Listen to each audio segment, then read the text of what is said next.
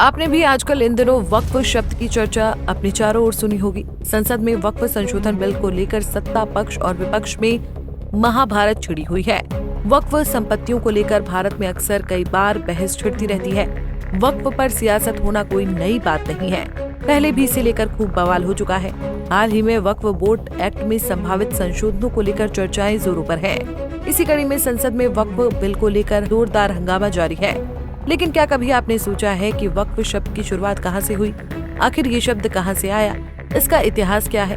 आइए इस वीडियो में इन सभी सवालों के जवाब ढूंढने की कोशिश करते हैं। दरअसल लोकसभा में आज यानी 2 अप्रैल 2025 को वक्फ संशोधन बिल को पेश किया गया। इस बिल को लेकर सदन में जमकर बवाल हुआ।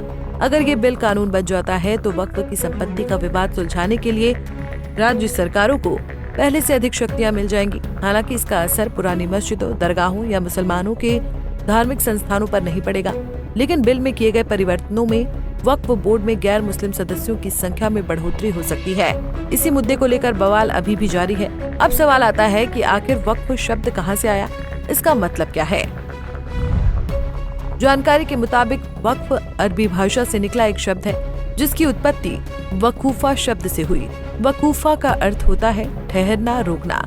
इसी से बना वक्फ, जिसका अर्थ होता है संरक्षित करना। इस्लाम में वक्फ का अर्थ उस संपत्ति से है जो जन कल्याण के लिए हो। ये एक तरीके का दान जैसा ही होता है और इसका दानदाता चल या अचल संपत्ति दान कर सकता है। जो किया दान किसी दूसरों के लिए काम आए वो ही वक्फ है। आसान भाषा में समझे तो जन कल्याण के लिए जो भी दान कर दिया जाए उसे संरक्षित करना ही वक्फ है। इसमें घर, खेत, जमीन, मैदान ही शामिल नहीं है, बल्कि पंखा, कूलर, साइकिल, टीवी, फ्रिज भी आ सकते हैं। इसमें एक बात का जरूर ध्यान रखा जाता है कि जो दान किया गया है उसका मकसद केवल जन कल्याण हो। कहा जाता है कि इस्लाम के भारत आने के साथ ही भारत में वक्फ की शुरुआत हुई थी। हालांकि इसे लेकर अलग अलग इतिहास प्रचलित है। देखा जाए तो वक्फ का उद्देश्य जन कल्याण है, लेकिन सवाल उठता है कि इसका उद्देश्य जन कल्याण है तो इस पर अब इतना विवाद क्यों हो रहा है और वक्फ में आखिर संशोधन की जरूरत क्यों आन पड़ी? लंबे समय से वक्फ की संपत्तियों पर कुप्रबंधन और भ्रष्टाचार के आरोप लगते रहे हैं। साल 2019 में तमिलनाडु में एक जांच के दौरान पाया गया कि वक्फ बोर्ड की 2000 एकड़ से अधिक जमीन पर अवैध कब्जा था, जिसमें बड़े कारोबारी और स्थानीय प्रभावशाली लोग शामिल थे। ये कोई एक मामला नहीं है जो वक्फ की धांधली से जुड़ा हो, बल्कि इससे जुड़े कई मामले देखने को मिलते रहे हैं। इसी कड़ी में दिल्ली में 123 संपत्तियों को लेकर केंद्र सरकार और वक्फ के बीच लंबे समय से विवाद चल रहा है, जहां सरकार ने दावा किया कि ये उसकी जमीनें हैं, जबकि वक्फ बोर्ड ने इन्हें अपनी संपत्ति बताया है।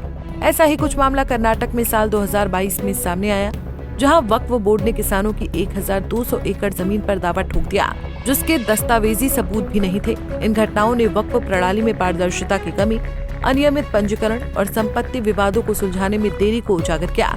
इसे लेकर सरकार का कहना है कि वक्फ विधेयक 2024 इन समस्याओं को हल करने के लिए लाया गया है, लेकिन विपक्ष और मुस्लिम संगठनों का मानना है कि ये वक्फ संपत्तियों को कमजोर करने और उन पर सरकारी नियंत्रण बढ़ाने की साजिश है।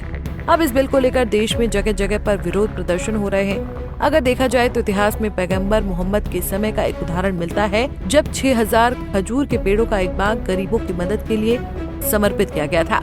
इसे वक्फ का सबसे बड़ा उदाहरण माना जाता है। बहरहाल अब इस बिल को लेकर सदन में जमकर हंगामा हो रहा है। विपक्ष के कई बड़े नेता इस बिल को लेकर सरकार को घेरने में लगे हुए हैं। खैर, इन सभी बातों में एक बात तो तय है कि अगर ये बिल कानून बन जाता है तो देश में भारी बवाल देखने को मिलेगा। Bureau report, Punjab Kesari TV. हमसे जुड़े रहने के लिए हमारे YouTube चैनल को सब्सक्राइब करें और नई वीडियो की नोटिफिकेशन के लिए बेल आइकॉन को दबाएं।